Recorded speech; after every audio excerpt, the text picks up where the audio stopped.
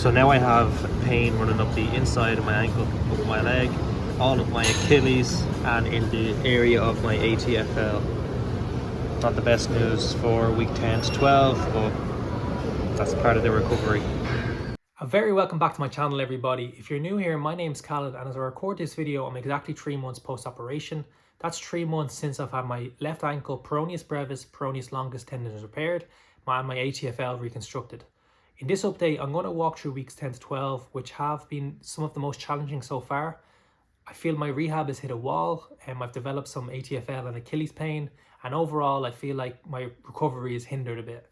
There have been some insights, however. I'm going to speak on my 3rd physiotherapy session and the exercise I've got, my update with my surgeon on week 11, and a reflection on how I'm feeling generally day to day. So if you are in recovery too, frustrated, stuck, unsure, you're not alone. So let's dive in. So week 10 marked my 3rd physiotherapy session, where it was all about my walking mechanics. The goal is to fix my stride. Kieran took a close look at how I'm walking to try to understand where my limp is coming from. Turns out my foot placement on each stride is quite good. The problem is that push-off phase on my left foot. We confirmed this from a simple walk on toe exercise, and anytime I tried to walk on my left foot on my toes, I got a good 7 or 8 out of 10 in terms of pain localizing in my ATFL and my Achilles area, and it's very uncomfortable, but at least we know now what we need to work on. So the focus for now is to help my foot tolerate load in that position. That's where the next group of exercises come in. So exercise 1, calf loading, progression from the wall raises. This one is set up from the wall supported calf raises I was doing before. I'm now lifting up on both feet using my body weight to load my calves, especially the left. I'm doing it at a 45 angle from the wall, not fully upright yet, but that is the end goal.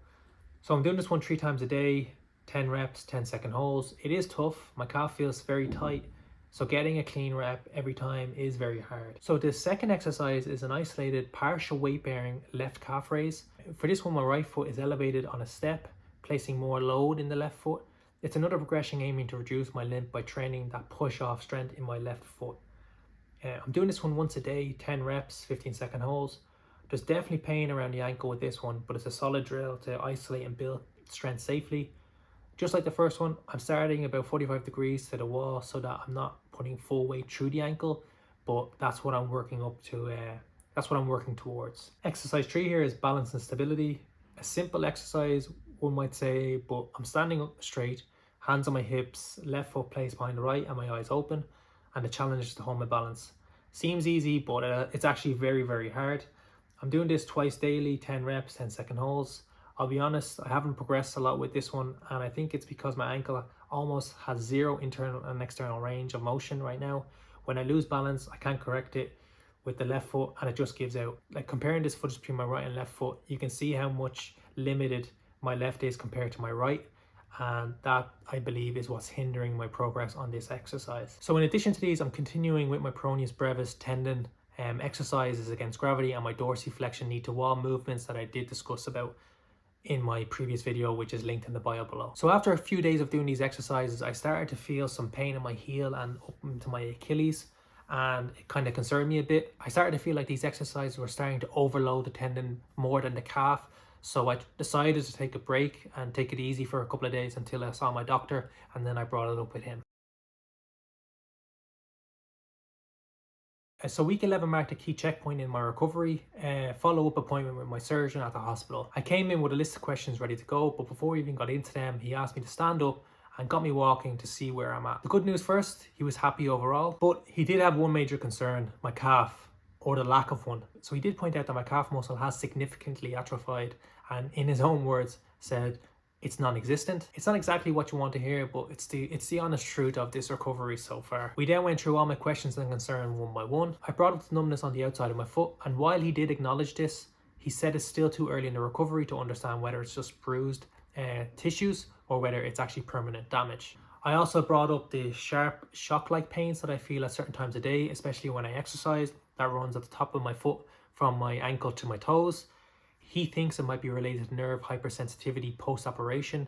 The strange thing is I haven't really felt that sensation in my foot again since that appointment, so fingers crossed that it was just a short phase that I was experiencing that for. When I talked about the pain I had with my Achilles and my lower leg, he immediately tied it back to my calf. Because my muscle is so weak right now, the tendon's taking a way too much load on its own, and that's what's causing the pain in his opinion. His advice was to not directly load the calf right now. In other words, go non-weight bearing. So do some compound movements such as squats, lunges, leg press, and also getting some cardio based exercises such as cycling on a stationary bike, rower, and swimming to try remove some of that stiffness and also increase that calf again without directly loading the calf. Then when I've built some fundamental strength, I can then get back into some weight bearing on my left calf again through my ankle. So I passed all this information on to my physio, and we adjusted my rehab to take all them points or advice into consideration. For all the other symptoms such as the redness, the swelling,